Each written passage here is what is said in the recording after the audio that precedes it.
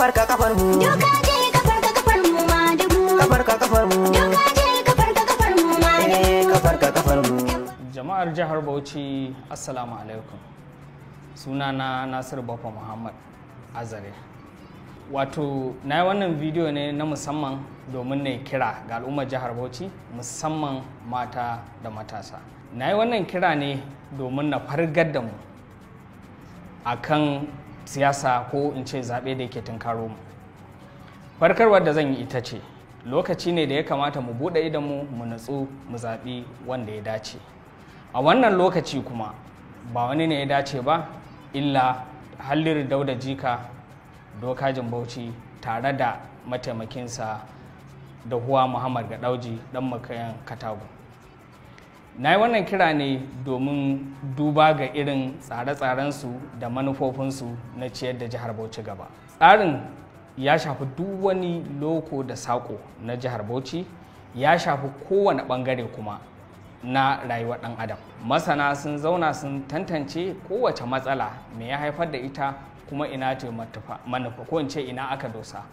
Ba kuma da ka aka yi ba. Manazartan da suka binciko abubuwan suka yi tsarin an sake komawa an yi abin da Bahaushe ko in ce Bature yake cewa pre-test. An tuntuɓi mutanen, shin idan aka yi kaza da kaza da kaza kuna ganin za a samu maslaha? Suka amsa, suka kuma ji daɗi. Wannan ya sa aka samar da kyakkyawan blueprint. Wannan blueprint ɗin an yi shi ne based on abin da ake cewa human-centered design. Ba kawai an zauna a gefe bane an yi tunanin za a yi mutane kaza da kaza, a'a an tuntuɓi mutanen an kuma samu yardarsu da gamsuwarsu na cewa in aka yi haka za a samar da mafita. Yin haka a jihar Bauchi shi zai mai da Bauchi ta karɓi gurbinta na jagaba musamman a arewa maso gabashin Najeriya. Manufofin nan da tsare-tsaren nan sun karkata kan mata da matasa, domin duk matashin da ya samu ilimi ya samu abin yi to ya samu damar ɗaukan nauyin iyalansa, kula da iyayensa. Idan aka yi haka zai zama na rayuwar duk wani matashi ta zamo busy, ta zama occupied akan neman halal, neman me za a ci, neman me za a yi, maimakon ta zauna tana tunanin ta'addanci ko wasu illace-illace a cikin al'umma.